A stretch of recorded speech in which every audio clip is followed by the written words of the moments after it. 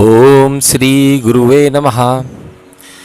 जब कोई साधना करता है तो वह अपने पहले और पिछले कर्मों को काटता है, पर वह ये नहीं जानता कि इसमें मुझे कितना समय लगेगा।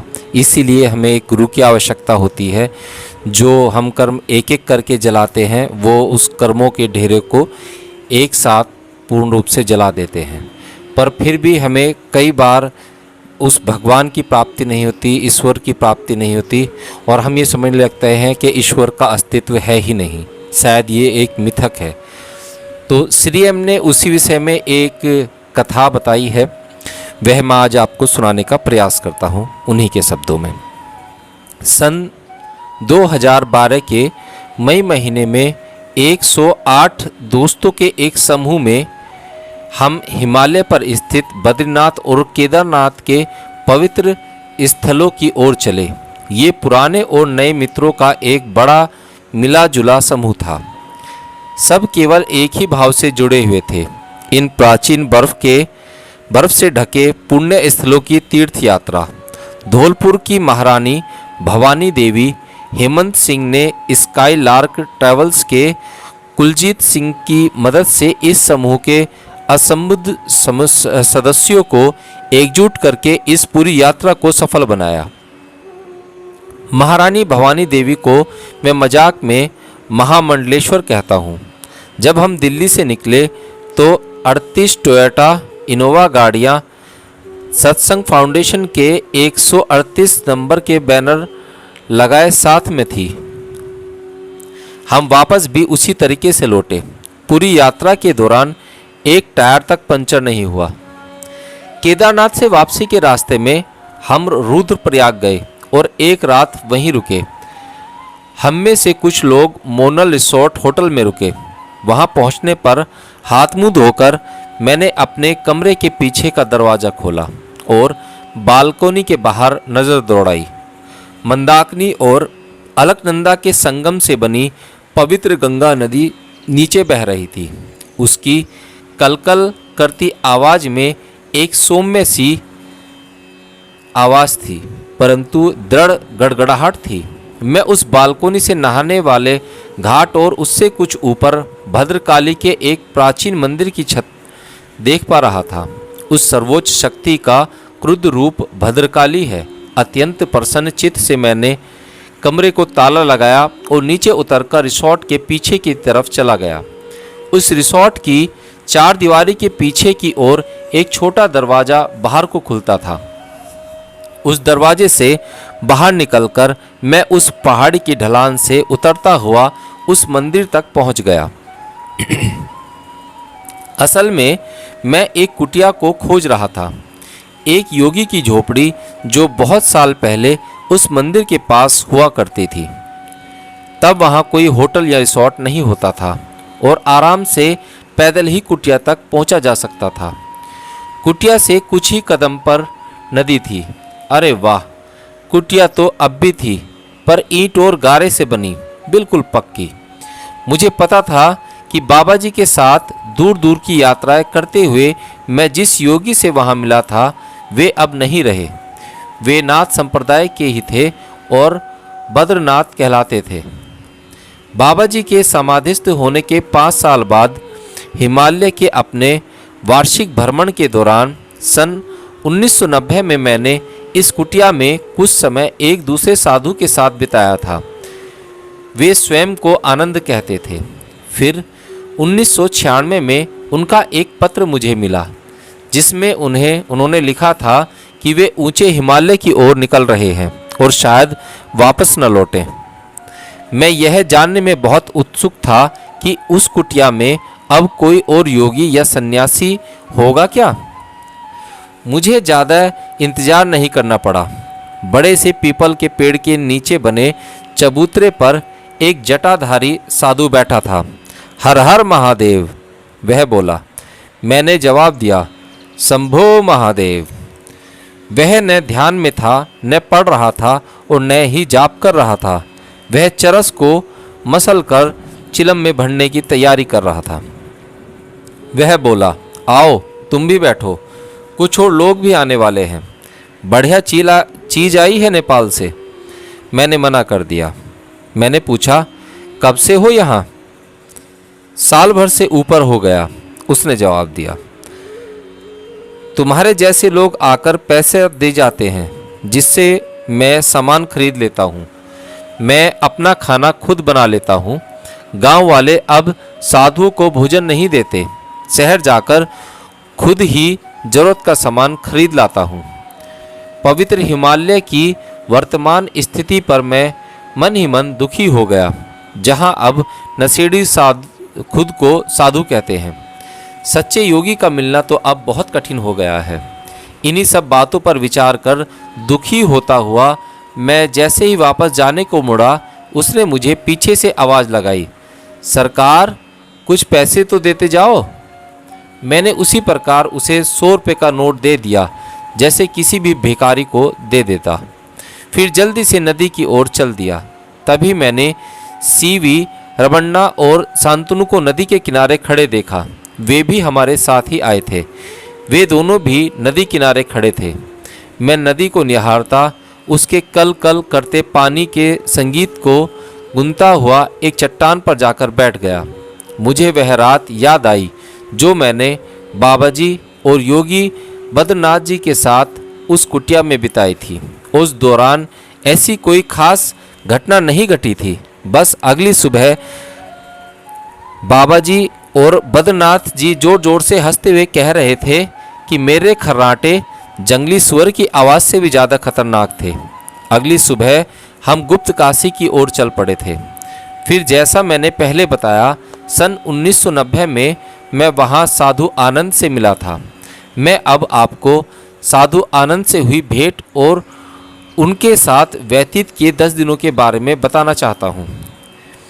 इस बार मैं अपनी शुरुआती दिनों वाला परिवारजक घुमंतु साधु नहीं था। मेरे बाल ढंग से कटे हुए थे और मैं जीन्स और टी शर्ट पहने हुए था।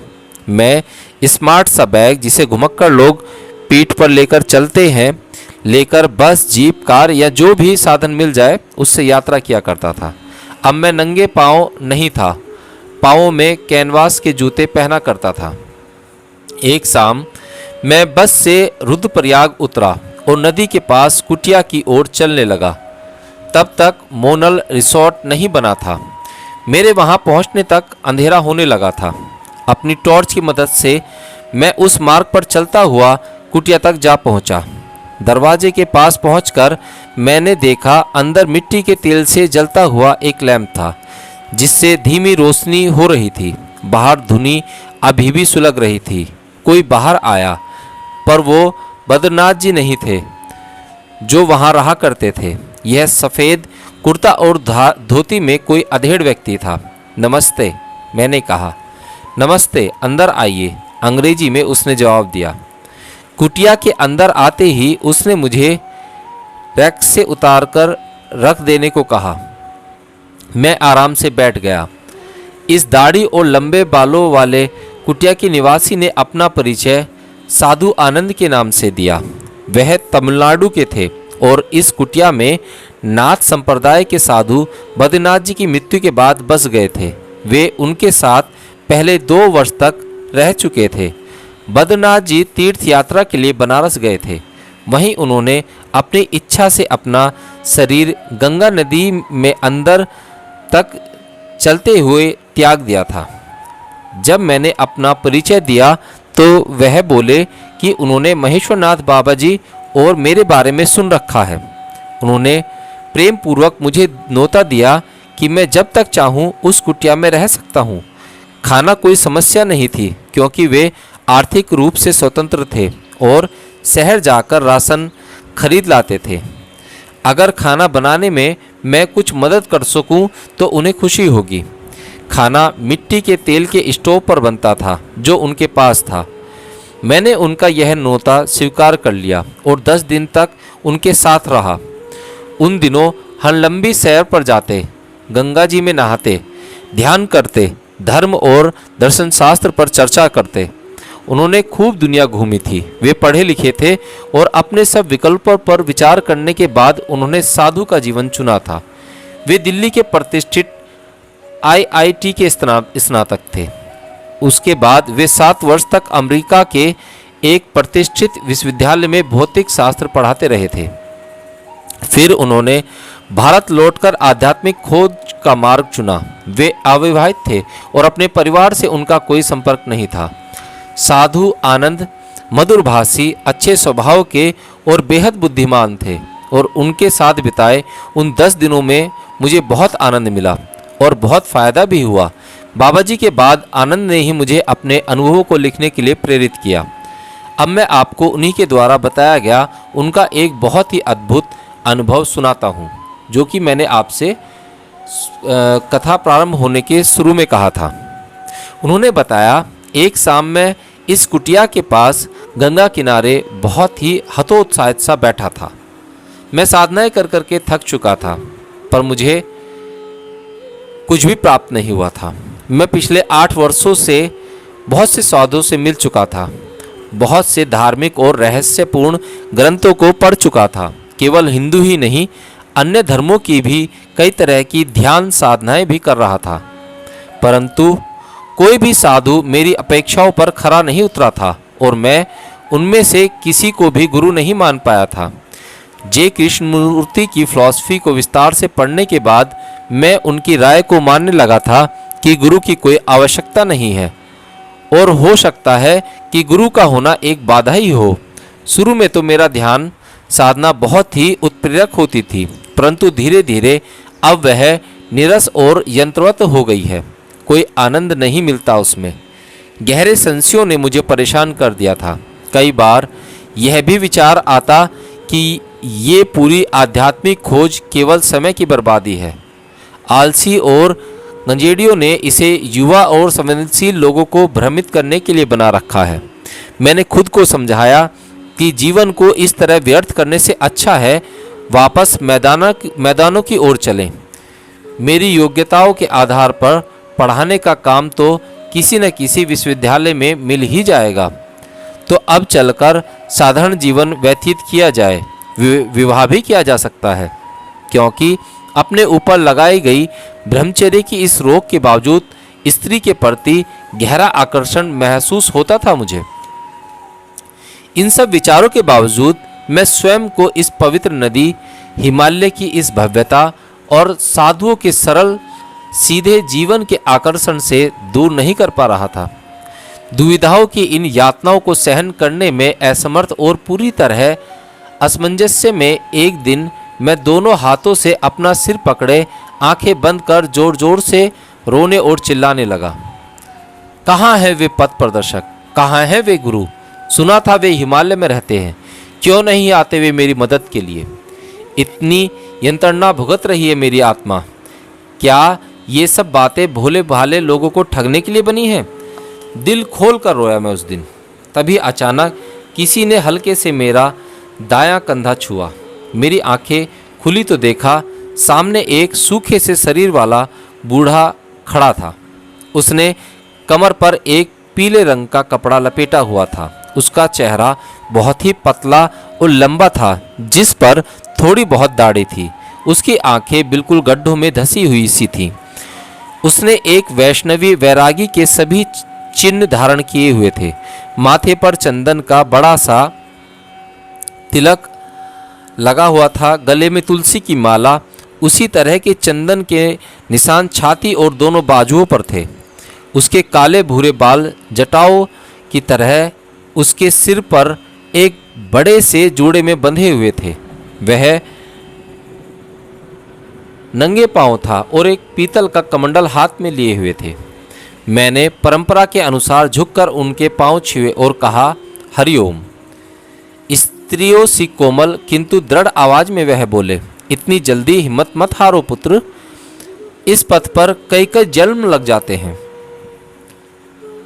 कोशिश करो, तुम्हें रोशनी दिखेगी। कॉलेजों में पढ़ाने के लिए बहुत नौकरियां मिल जाएंगी, पर एक आध्यात्मिक जिज्ञासु का जीवन अनमोल है और हर किसी को यह प्राप्त नहीं होता। मैं अवाक था, इसलिए नहीं कि वे मेरे दिमाग में चल रही सारी बातों को पढ़ चुके थे।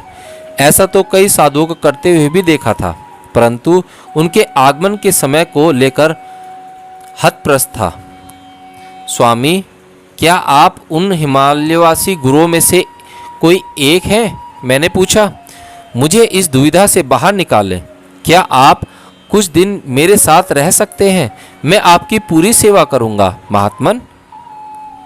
कुछ दिन तो नहीं, पर मैं एक रात तुम्हारे साथ अवश्य रहूंगा, उन्होंने मुस्कुराकर कहा। जब मैं उन कुटिया की ओर ले चला तब तक अंधेरा हो चुका था। वहां मैंने उनके लिए एक ऊंची सैया तैयार की और अपना कंबल जमीन पर फैला लिया ताकि मैं उनके चरणों में बैठ सकूं। उनसे खाने के लिए पूछने पर उन्होंने कहा, मैं केवल एक केला ले सकता हूं और गंगा जल ग्रहण कर सकता हूं। खाना मैं बहुत कम ही खाता हूं। इस शरीर का गुजारा तो बहुत कम में ही हो जाता है। फिर वे बोले कि अब वे कुछ देर सोना चाहते हैं और चिंता करने की आवश्यकता नहीं है। तुम्हारी परेशानी मैं अपने तरीके से दूर कर दूंगा। अब तुम भी सो जाओ, थक गए हो। उनके चरणों के पास लेटते हुए मैं सोचने लगा, कौन है यह, और जल्दी ही गहरी नींद में सो गया। अचानक आधी रात को सपने में मैंने एक गुरु में से निकलती हुई नीली फड़कती हुई रोशनी देखी। कहीं धीमी सी पायल की झनकार भी सुनाई देने लगी और साथ ही बहुत प्यारी सी सुगंध हवा में फैल गई। अचानक कोई फुसफुसाया, जागो, और मैं जाग गया। पायल की झनकार होती रही और धूप की सुगंध भी आती रही। वह सब कुछ उस कुटिया के अंदर से आ रही थी। मैं उठ बैठा और उनके बिस्तर की तरफ मुड़ा तो देखा वह वृद्ध व्यक्ति कहीं नहीं थे। उनके स्थान पर आंखें बंद किए बुद्ध के आकार में सुनहरी रोशनी थी, जिसके चेहरे पर बहुत सुंदर सी मुस्कुराहट थी। उनके पीछे से एक गहरी नीली बैंगनी रोशनी छत की तरफ जा रही थी। अपने आप को यकीन दिलाना पड़ा कि यह स्वप्न नहीं है। मैंने उन्हें दंडवत प्रणाम किया और पद्मासन में उनके सामने बैठ गया। कुछ देर में वह आकृति मेरी ओर आई और उसने मेरे सिर, माथे और हृदय को छुआ। एक ठंडी हवा मेरी रीढ़ की हड्डी के नीचे से उठी और सिर तक चली गई। उसके साथ ही मेरे सिर पर सहसा चक्र से एक हल्की गर्माहट नीचे आई और मेरे हृदय में भर गई। मैं उस नीली बैंगनी रोशनी से भर गया जो मेरी दोनों भुवों के बीच से निकल रही थी। आनंद की एक लहर मेरे पूरे अस्तित्व में फैल गई और मैंने महसूस किया कि अब उस स्थूल शरीर में नहीं हूँ, बल्कि मुक्त हूँ, केवल रोशनी के कणों से बना हूँ जो मेरे हृदय से लगातार एक गोल धारे में निकल रहे हैं और उसमें जा रहे हैं। ये रोशनी के कण बीच बीच में उस अपमृत व्याप्त रोशनी में एकाकार हो जाते हैं और फिर उसी से निकल आते हैं। जब मैं इस समाधिस्थ अवस्था से उभरा तब तक दिन चढ़ आया था। जब मैंने अपनी आंख खोली तो वहां कोई नहीं था, न वह दिव्य आकृति, न वह वैष्णव साधु, सिवाय उस सुगंध के जो मैंने पिछली रात को महसूस की थी। उस समय से मैं लगातार इस पथ पर चल रहा हूँ। अब कोई दुविधा नहीं है, सब कुछ स्पष्ट है। अपना यह अनुभव मुझे बताने के लिए मैंने उनका बहुत धन्यवाद दिया। मैंने भी अपने कई अनुभव उन्हें सुनाए और 10 दिन बाद मैं चेन्नई जाने के लिए वहां से चल आया।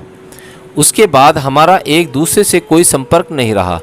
पर सन 1996 में मुझे साधु आनंद का एक पत्र मिला जिसमें उन्होंने बताया कि वे अब गुप्त काशी के पास ऊपर हिमालय की ओर प्रस्थान कर रहे हैं और इस जन्म में अब मुलाकात न हो सकेगी। मुझे यकीन है तुम बाबा जी का कार्य कर रहे हो और मैं तो खैर सनातन घुमक्कड़ हूँ। हरिओम। मैं तब से उनसे नहीं मिला हूँ, पर मुझे पता है कि वे पूरी तरह से उन्मुक्त, सभी तरह के मोह बंधनों से मुक्त हिमालय में ही कहीं विचरण कर रहे होंगे। तो प्रिय मित्रों, अगर आप किसी बूढ़े साधु को मुश्किल से चलते हुए या भोजन मांगते हुए देखें तो उसकी उपेक्षा ना करें, बल्कि उसे झुककर प्रणाम करें और भोजन खिलाएं। किसे पता कौन सा योगी, कौन सा महान गुरु भेष बदलकर तुम्हारा इम्तिहान लेने आया हो सकता है कोई तुम्हें आशीर्वाद देने या तुम्हारा पथ प्रदर्शन करने आया हो।